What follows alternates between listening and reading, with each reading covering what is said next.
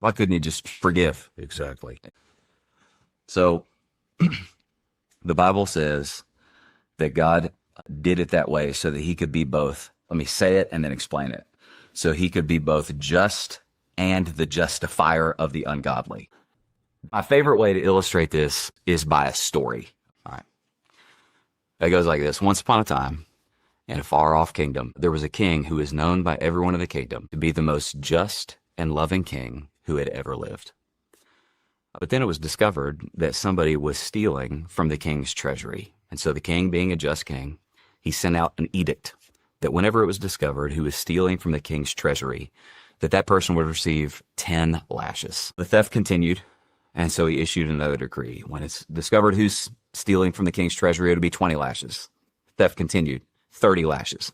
Until finally the king issued a final decree, and he said, when it's discovered who's stealing from the king's treasury, it will be a sentence of 40 lashes. Now, the problem with that was that 40 lashes was a death sentence.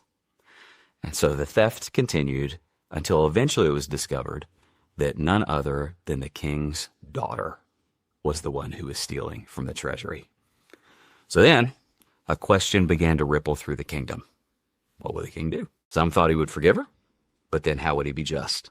Some thought that he would issue the sentence, but then how would he be loving?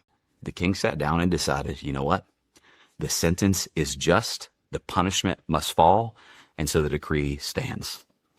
And so one day the entire kingdom was gathered, and in front of everybody, the king's own daughter was marched up to the podium in front of the entire kingdom, and she was bent over the podium, and the back of her shirt was ripped open, and the executioner stood there, and he began to raise his whip to land the first slash. And as soon as he did, the king yelled, "Stop."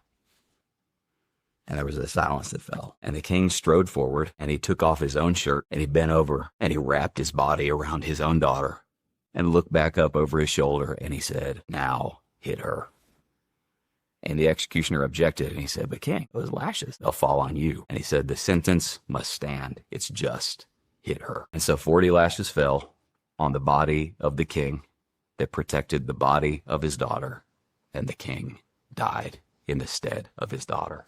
And what happened, Sean, in that story is the king was both just because payment for the sin had to be made, and the king was the justifier of the ungodly.